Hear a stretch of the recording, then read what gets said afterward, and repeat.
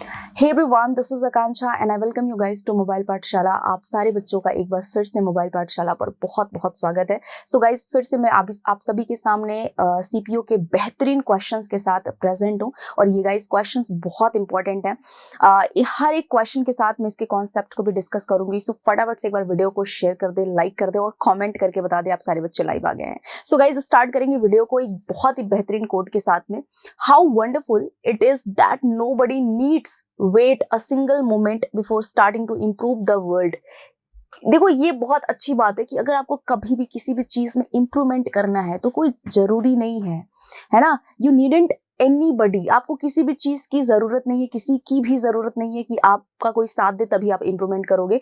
आप इंप्रूवमेंट खुद से सबसे पहले अपने आप से स्टार्ट कर सकते हो। तो एक चीज याद रखना कि कभी पढ़ाई को लेकर के या लाइफ में कभी किसी चीज को लेकर के अगर इंप्रूवमेंट करना है तो स्टार्ट खुद से करना, और जब खुद इंप्रूव हो जाना तो दूसरों को एडवाइस देना।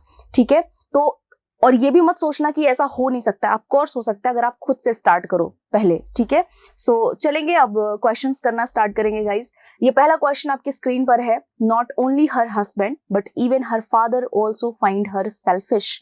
ये फर्स्ट क्वेश्चन है, इसका आंसर क्या होगा, इसमें क्या एरर है इस क्वेश्चन में, फटाफट से आंसर कर दीजिए सारे बच्चे। देखिए, हर एक क्वेश्चन के साथ बेहतरीन कॉन्सेप्ट हम डिस्कस करेंगे आप सभी से।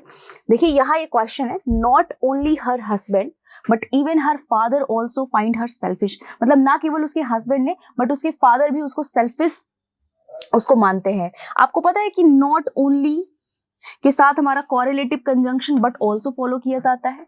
Not only is followed by but also. अब नॉट ओनली की जो पोजीशन है वो बट ऑल्सो, यहाँ तो बट ऑल्सो होना चाहिए। ये चीज आपको पता चल गई कि मैम यहाँ तो बट ऑल्सो होगा।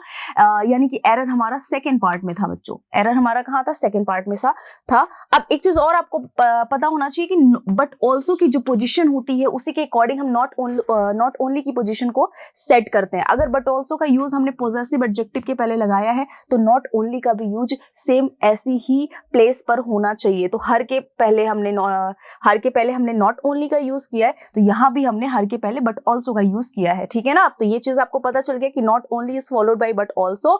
और दूसरी बात की the position of not only is set by the position of but also.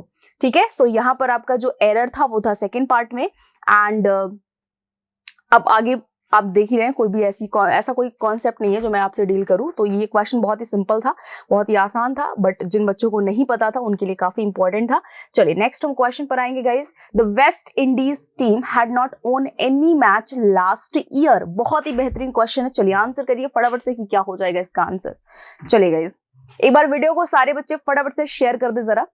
The West Indies team had not own any match last year. आपको पता है एक बात कि जब हम लास्ट ईयर या लास्ट के साथ कोई भी टाइम मेंशन कर देते हैं, last year, last moment, last month, last week, कोई भी टाइम अगर लास्ट टाइम है या एस्टरडे या द अदर डे, जब भी लास्ट या कोई भी पास्ट टाइम की बात करते हो गाइज, आप सेंटेंस को यूज करते हो पास्ट इंडेफिनिट में। जब भी पास्ट टाइम की बात होती है सेंटेंस पास्ट इंडेफिनिट में यूज किया जाता है। Last time, yesterday, the other day, last week, last moment, last year, सबके साथ अगर आपने लास्ट के साथ कोई भी टाइम यूज किया सेंटेंस पास्ट इंडेफिनिट में होता है। तो यहाँ आप देखेंगे आपने यहाँ लास्ट ईयर एक टाइम एडवर्ब यूज कर रखा है, तो आप यहाँ इस सेंटेंस में आप सुधार करेंगे। यानी होना क्या चाहिए, डिड नॉट। अब अगर हमने डिड का यूज कर दिया, प्यारे बच्चों ध्यान से, अगर हमने डिड का यूज कर दिया है तो बेटा डिड के साथ हम हमेशा वर्ब की कौन सी फॉर्म, फर्स्ट फॉर्म यूज करते हैं। ठीक है ना, डिड के साथ वर्ब की फर्स्ट फॉर्म आती है। सो डिड नॉट, इस ओन के प्लेस पर भी हमें विन का यूज करना है। यानी कि अगर हम बात करें तो फर्स्ट पार्ट और सेकेंड पार्ट, हमारे दोनों पार्ट्स में क्या थे, एरर्स थे।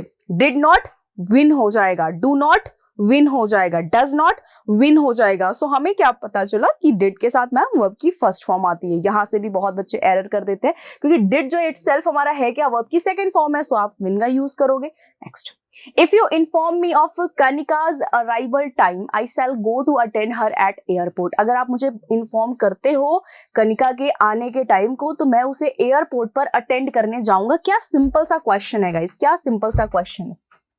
आपने इसके साथ यहाँ प्रेजेंट इंडेफिनिट यूज किया है पॉसिबल कंडीशन की बात हो रही है, मतलब जो भी कंडीशन है यहाँ पर वो पॉसिबल हो सकता है, उसका रिजल्ट पॉसिबल हो सकता है। तो आपने कंडीशन लगाया प्रेजेंट में और उसका रिजल्ट बताया आपने फ्यूचर इंडेफिनिट में। ओके, ये कंडीशनल सेंटेंस है।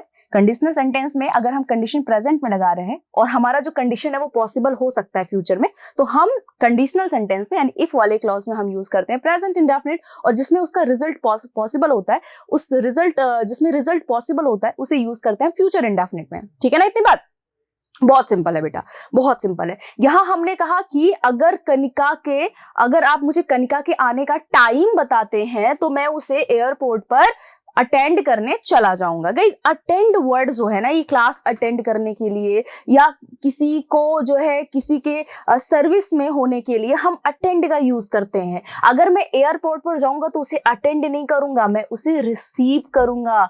उसे क्या करूंगा? मैं उसे रिसीव करूंगा। तो यहां पर अटेंड नहीं होना चाहिए, यहां होना चाहिए रिसीव। आई बात समझ में? So if you inform me of Kanika's arrival, अगर आप मुझे कनिका के अराइवल के बारे में इन्फॉर्म करते हैं तो मैं उसे रिसीव करने जाऊंगा एयरपोर्ट पर। ठीक है, तो ये पॉसिबल कंडीशन है, इसका रिजल्ट फ्यूचर में पॉसिबल हो सकता था, तो हमने कंडीशन तो प्रेजेंट में लगाया और जो रिजल्ट होना था उसे हमने फ्यूचर इंडेफिनिट में यूज किया है। आप देख सकते हैं यहां पर हमने शैल फॉलो किया है। ठीक है, so error is in C part. Next, चलिए बहुत ही बेहतरीन क्वेश्चन है। Hardly he had come out of the cinema hall than the bomb exploded and shattered the hall completely. बहुत ही बढ़िया क्वेश्चन है गाइस, फटाफट से आंसर बताइए इसका क्या होगा। Hardly he had come out of the cinema, मतलब वो सिनेमा हॉल से निकला ही था कि बॉम्ब फट पड़ा और पूरा जो हॉल था वो शैटर्ड हो गया, यानी कि वो डिस्ट्रक्ट हो गया। तो बहुत ही बढ़िया क्वेश्चन है गाइस। मैं आपको एक बेहतरीन कॉन्सेप्ट बताती हूँ, पहले आप इस कॉन्सेप्ट को देखिएगा। हार्डली क्या है ma'am? Hardly is an adverb. कैसा एडवर्ब है मैम? नेगेटिव एडवर्ब है। इसके साथ एक रूल फॉलो किया जाता है प्यारे बच्चों कि अगर हार्डली का यूज हमने सेंटेंस की बिगिनिंग में किया हुआ है तो हम वर्ब का यूज सबसे पहले करते हैं और देन सब्जेक्ट का यूज करते हैं। पहले हम वर्ब का यूज करते हैं, देन हम सब्जेक्ट का यूज करते हैं। कंजंक्शन हम यूज करते हैं व्हेन। कंजंक्शन क्या यूज करते हैं? व्हेन यूज करते हैं। सेम आप स्कार्सली के साथ भी करते हो। अगर हमने स्कार्सली का यूज किया है तो मैम वर्ब का यूज हम सबसे पहले करेंगे, देन हम सब्जेक्ट का यूज करेंगे, देन हम जो हमारा कंजंक्शन होगा वो हम व्हेन का यूज करेंगे। ठीक है ना, एग्जाम में बहुत बार पूछा जाता है। अच्छा, ये जो हम वर्ब का यूज सब्जेक्ट के पहले करते हैं इसे हम कहते हैं इन्वर्जन फॉर्म। वर्ब का इन्वर्जन फॉर्म। वर्ब का कौन सा फॉर्म? इन्वर्जन। इन्वर्जन का बेसिकली मीन्स होता है उल्टा करना, उल्टा करना। तो हमारा जो सेंटेंस होता है वो हमारा असर्टिव में कैसा होता है? सब्जेक्ट देन वर्ब होता है, तो इसी का उल्टा फॉर्म क्या हो जाएगा? Verb then subject. तो इसी को हम वर्ब का इन्वर्जन फॉर्म बोलते हैं। ठीक है ना। एक और चीज बताना चाहूंगी बच्चों कि अगर हमने नो सूनर का यूज किया है, नो सूनर, तो इसके साथ थोड़ा सा कॉन्सेप्ट अलग है। नो सूनर के साथ तो हम वर्ब का इन्वर्जन फॉर्म तो फॉलो करते ही हैं, लेकिन इसमें जो हम कंजंक्शन यूज करते हैं ना वो हम देन यूज करते हैं, THAN देन यूज करते हैं। ठीक है ना। और नो सूनर का सिमिलर एक और एडवर्ब होता है, that is as soon as. As soon as, इसमें क्या होता है बेटा? इसमें ये होता है कि हम इसमें हम विल, शैल और वुड का यूज नहीं करते हैं। जहां किसी भी सेंटेंस में आपने एज सून एज का यूज किया है उस क्लॉज में आप विल, शैल एंड वुड का यूज नहीं करेंगे। मैं लिख देती हूं ताकि आपको याद रहे, आप नोट्स भी बनाते चलिएगा ताकि भूले ना। विल, शैल एंड वुड का यूज आप नहीं करेंगे। और एक और बहुत इंपॉर्टेंट बात कि इसमें हम देन कंजंक्शन फॉलो नहीं करते हैं, हम केवल कॉमा का यूज करते हैं। देन कहां यूज करते हो? नो सूनर में यूज करते हो। एज सून एज के साथ देन का यूज नहीं होता, बट दोनों की मीनिंग क्या होती है? सेम होती है। दोनों की मीनिंग सेम होती है, बट जब हम नो सूनर का यूज करते हैं तो इन्वर्जन फॉर्म फॉलो करते हैं वर्ब का, और कंजंक्शन हम देन का यूज करते हैं। बट हम अगर एज सून एज का यूज किए तो हम विल, शैल एंड वुड का यूज उस क्लॉज में नहीं करते हैं और कोई कंजंक्शन फॉलो नहीं करते हैं। आई ना बात समझ में? चलिए, आप नेक्स्ट क्लॉज में विल, शैल एंड वुड का यूज कर सकते हो, बट जहां आपने एज सून एज का यूज किया उस सेंटेंस में will, shall and would follow नहीं करेंगे। ठीक है। सो एरर हमारा आपको पता चल गया होगा कि एरर तो मैम इस पार्ट में था, यानी फर्स्ट पार्ट में था, और मैम सेकेंड पार्ट में भी था। देन की जगह पर देन की जगह पर आपको यहां व्हेन का यूज करना था। ठीक है ना, कितना आसान है ये। देन की जगह पर क्या करना था मैम? व्हेन का यूज करना था। बहुत ही बढ़िया। चलिए नेक्स्ट क्वेश्चन पर आ जाते हैं फटाफट से। because copper prices are going down, demand for alternative products to copper are lessening। बहुत ही बढ़िया क्वेश्चन है, फटाफट से फिफ्थ क्वेश्चन का आंसर मुझे बता दीजिए। चलिए, बिकॉज कॉपर प्राइसेस, अब देखो क्योंकि जो कॉपर की प्राइसेस है, अब अगर हमने यहां पर बिकॉज ऑफ का यूज किया होता तो गाइज एक चीज नोट करिएगा, ये जो बिकॉज ऑफ है, बिकॉज ऑफ ये हमारा है प्रेपोजिशन, तो इसके साथ में आपको नाउन प्रोनाउन का यूज करना है ना। लेकिन बिकॉज हमारा क्या है, कंजंक्शन है, तो इसके साथ पूरा क्लॉज आ सकता है, कंजंक्शन के साथ पूरा क्लॉज आ सकता है। तो यहां हमने यूज किया है बिकॉज कॉपर प्राइसेस। यहां देखो सब्जेक्ट ये है, सब्जेक्ट ये है, वर्ब ये है, तो सब्जेक्ट और वर्ब मिलकर के क्या बनाते हैं मैम, कंजंक्शन बनाते हैं, ठीक है ना, सॉरी सेंटेंस बनाते हैं, क्लॉज बनाते हैं। सब्जेक्ट एंड वर्ब मिलकर के क्लॉज बनाते हैं, और क्लॉज को कनेक्ट कौन करता है, कंजंक्शन करता है। क्लॉज को कनेक्ट कभी प्रेपोजिशन नहीं करता, क्लॉज को हमेशा एक कंजंक्शन ही कनेक्ट करता है। तो बिकॉज क्या है बेटा, बिकॉज है conjunction. So because copper prices, अब ध्यान से देखेंगे, ये जो हमारा कॉपर प्राइसेस है, यानी जो हमारा प्राइसेस है, ये हमारा नाउन है, और नाउन कैसा है मैम, नाउन तो मैम हमारा प्लूरल है, ठीक है, नाउन प्लूरल है बेटा, वर्ब भी प्लूरल हो गया, सेंटेंस हमारा ऑन गोइंग है प्रेजेंट में, तो हमने आर गोइंग का यूज कर दिया है। आर गोइंग डाउन मतलब नीचे गिर रहा है। डिमांड फॉर, अगर हम किसी चीज के लिए डिमांड करते हैं तो डिमांड के साथ में फॉर यूज करते हैं, ठीक है ना। Demand for alternative products to copper are lessening. ये आर जो यहां हमने सेकंड का यूज किया है, ये जो हमने आर का यूज किया है, ये आर हमारा वर्ब है, और इसका कोई ना कोई तो सब्जेक्ट होगा ही, इसका कोई ना कोई तो सब्जेक्ट होगा। तो इसका सब्जेक्ट क्या है ये बताइए मुझे, चलिए कमेंट में मुझे ये बताइए, इस वर्ब का सब्जेक्ट क्या है बेटा। इस वर्ब का सब्जेक्ट है डिमांड, और डिमांड है सिंगुलर, तो यहां पर होना क्या चाहिए, यहां होना चाहिए सिंगुलर वर्ब, यानी यहां आर के प्लेस पर हम इज का यूज करेंगे। जो एरर था हमारा वो सी पार्ट में था। डिमांड तो सिंगुलर है ना, तो सिंगुलर वर्ब फॉलो करोगे। चलिए, I agree dash your proposal, इसके साथ क्या प्रेपोजिशन फॉलो करोगे, फॉर, टू, ऑफ या ऑन। बहुत ही अच्छा क्वेश्चन है यहाँ पर, और आप अपने जो है लाइफ में इसको बोल भी सकते हैं, यूज भी कर सकते हैं। देखिए, I agree to your proposal, I agree to your proposal हो जाएगा। नेक्स्ट देखिए, वही क्वेश्चन आ गया है आप लोगों के सामने।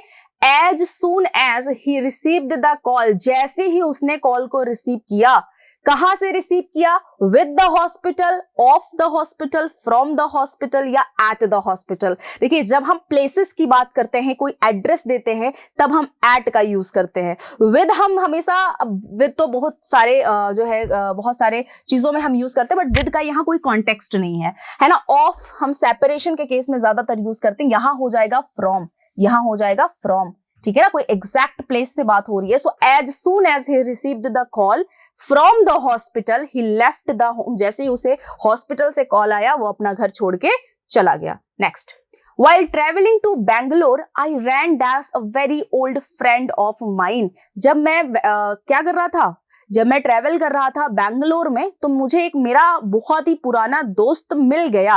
अब अचानक से किसी से मिल गए, तो इसके लिए क्या फ्रेजल वर्ब यूज करते हैं बताइए जरा। अगर अचानक से हम किसी से मिल जाते हैं, सडनली किसी से मिल जाते हैं, तो हम यूज करते हैं रन अक्रॉस। क्या यूज करते हैं, रन अक्रॉस। तो यहां हो जाएगा आपका फर्स्ट ऑप्शन, ठीक है। Next, I will leave Australia before 3 months dash, क्या हो जाएगा, would have past, will pass या वुड पास। चलिए आंसर बताइए फटाफट से। चलिए, बहुत ही बढ़िया। तो ये क्वेश्चन बहुत सिंपल है। आई लिव ऑस्ट्रेलिया, मैं ऑस्ट्रेलिया छोड़ दूंगा, मैं ऑस्ट्रेलिया छोड़ दूंगा। अब हमने तो बात फ्यूचर में की हुई है, तो मतलब अगर हमने बात फ्यूचर में की हुई है तो बात पास्ट में थोड़ी ना करेंगे। प्रेजेंट में फ्यूचर का कॉम्बिनेशन बना सकते हो, बट आप पास्ट में नहीं बना सकते हो, राइट। तो यहां से ये पास्ट हटा दो, ये पास्ट हटा दो। अब आपके सामने बचता है will pass and have past. मेरे बच्चे एक चीज बता दो, अगर हम कंडीशनल सेंटेंसेस बोल रहे हैं ना, तो कंडीशनल सेंटेंसेस में आप 2 क्लॉज यूज करो या 3 क्लॉज यूज करो, बेसिकली तो 2 ही यूज करते हैं। दोनों में हम विल का यूज नहीं कर सकते हैं। कंडीशनल क्लॉजेस में हम दोनों में विल का यूज या फ्यूचर इंडेफिनिट दोनों में हम यूज नहीं कर सकते हैं। तो यहां से ये भी हटा दो, तो आपके सामने बस एक ही ऑप्शन बचता है। और ये करेक्ट कैसे हो सकता है इसके बारे में हम बात करेंगे। आई विल लीव ऑस्ट्रेलिया, मैं ऑस्ट्रेलिया छोड़ दूंगा बिफोर 3 months, 3 months मतलब 3 महीने पास होने से पहले, 3 महीने बीतने से पहले मैं ऑस्ट्रेलिया छोड़ दूंगा। तो यहाँ पर आपका हो जाएगा, देखो 3 months क्या है मैम, सब्जेक्ट है, प्लूरल है मैम, तो यहाँ पर हैव हो जाएगा। और यहाँ पर हैव अगर हेल्पिंग वर्ब है तो मैम वर्ब की थर्ड फॉर्म आती है, सो हैव पास्ट। ठीक है, next. Ever since Rashmi parents died, her maternal grandparents, maternal grandparents का मतलब होता है नाना नानी, had dash all her needs। बताइए क्या होगा। चलिए, एवर सिंस रश्मि's पेरेंट्स डाइड, जब रश्मि के पेरेंट्स की डेथ हो गई तो उसके मैटरनल ग्रैंड पेरेंट्स क्या करने लगे, उसकी सारी नीड्स को पूरा करने लगे। तो यहाँ पर हो जाएगा सीन टू। क्या हो जाएगा, सीन टू मतलब होता है किसी को अटेंड करना, किसी को सर्विसेज देना, किसी का देखभाल करना। ठीक है, नेक्स्ट। वेल्टर, वेल्टर मीन्स क्या होता है, वेल्टर। चलिए, सिमिलर है यानी कि आपको सिनोनिम्स बताने हैं। चलिए,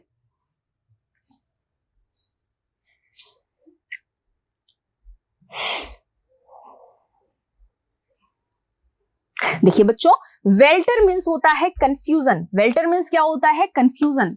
confusion, state of disorder, confusion, mess, a state of disorder, a state of disorder. ठीक है, तो यहां अब देखो टर्मोइल मीन्स क्या होता है, टर्मोइल मीन्स भी होता है कंफ्यूजन। तो यहां पर आपका ये ऑप्शन करेक्ट हो जाता है। डिफिकल्ट आप जानते हो, टफ होना। लैकोनिक मीन्स होता है brief, short. And wild means होता है फाउल या अनप्लेजेंट, है ना, कोई चीज बहुत ही खराब है, भद्दी है, एब्सर्ड है, तो उसे हम वाइल्ड कहते हैं। चलिए, नेक्स्ट। डेक्रिप्ट, डेक्रिप्ट, डेक्रिप्ट का सिनोनिम क्या होगा, फर्म, फीबल, फेट या फ्ली। बताइए, चलिए आंसर बताइए फटाफट से। डेक्रिप्ट का क्या हो जाएगा,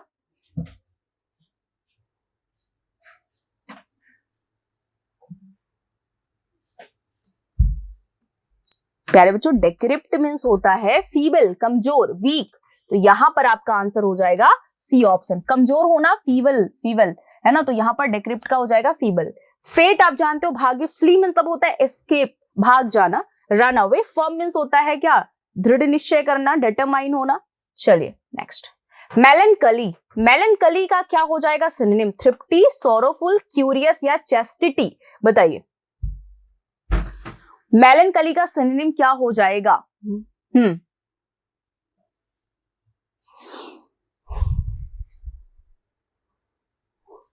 चलिए बताइए, मेलनकली का सिनोनिम क्या हो जाएगा। बेटा मेलनकली मतलब होता है, ऐसे इसको याद रख सकते हो कि वो मेले में अकेली गई इसलिए वो दुखी है। तो मेलनकली का मतलब होता है सॉरोफुल या फिर सैड। तो यहां पर आंसर हो जाएगा आपका निराश, कहते हैं ना डिसअपॉइंटेड, निराश, तो वो आपका होता है, एक सेकंड बच्चों, हाँ ये हो गया, ये सॉरोफुल। ठीक है, थ्रिफ्टी मीन्स होता है पैसों को या किसी भी चीज को बहुत ही सोच समझ के, and in case future, in case ये पैसों के केस में ही यूज किया जाता है।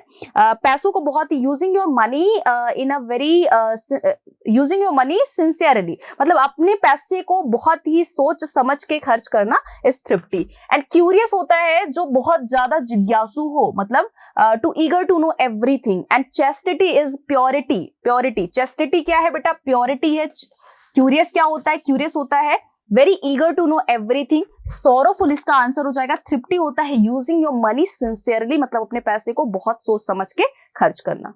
हिस्टीरिया, हिस्टीरिया मीन्स क्या है बताइए।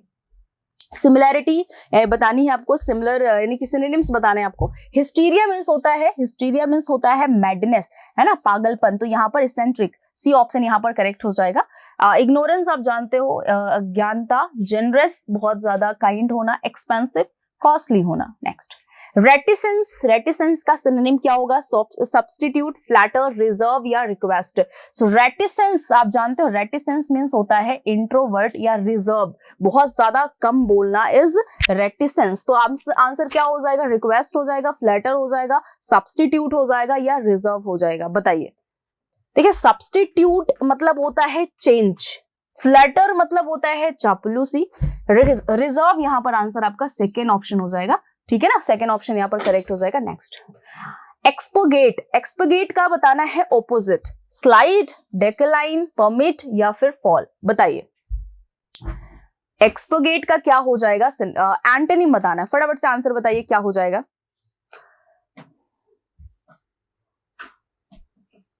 चलिए अभी हम देखते हैं, देखो डेक्लाइन तो होने से रहा, पहले तो हम इसका मतलब समझते हैं। एक्सपगेट का मतलब होता है कि सेंसर करना। आप जानते हो मूवीज में सेंसर बोर्ड होते हैं, है ना, सेंसर करना, क्रिटिसाइज करना, है ना, डिसअलाउ कर देना। इसका क्रिटिसाइज भी इसमें हम कर सकते हैं, शामिल कर सकते हैं। तो सेंसर करना, क्रिटिसाइज करना, किसी चीज को डिसअलाउ कर देना। अब इसके ऑपोजिट पे जाएंगे तो परमिट हो जाएगा ना। परमिट का मतलब क्या होता है? आज्ञा देना, किसी को अप्रूव करना, किसी चीज को अप्रूव करना। तो यहाँ पर आपका सेकंड ऑप्शन करेक्ट हो जाएगा। नेक्स्ट, वर्चुअस, काफी आसान है। वर्चुअस, अब वर्च्यू जानते हो ना, वर्च्यू क्या है? गुड है। वर्च्यू क्या है? गुड है। तो वर्च्यू का बताना है, या वर्चुअस, वर्चुअस है क्या? वैसे तो एडजेक्टिव है, वर्चुअस आपका एडजेक्टिव है। इसका बताना है कि सिनोनिम क्या हो जाएगा, सॉरी एंटोनिम क्या हो जाएगा। सिंफुल, इक्विवोकल, इनक्रेडिबल या डिसएग्रीएबल। तो आपको पता होना चाहिए, इक्विवोकल मतलब होता है अस्पष्ट। सिंफुल यहाँ पर आपका फर्स्ट ऑप्शन करेक्ट हो जाएगा। सिंफुल, सिन यानी कि पाप, सिंफुल होना, पापी होना। डिसएग्रीएबल और इनक्रेडिबल मीन्स क्या होता है बेटा? इनक्रेडिबल मीन्स होता है अविश्वसनीय, मतलब जिस पर हम विश्वास ना कर सके। डिसएग्रीएबल, जिस पे हम एग्री ना कर सके। ठीक है, सो यहाँ पर 17 का फर्स्ट ऑप्शन। विकेड, विकेड का क्या होगा?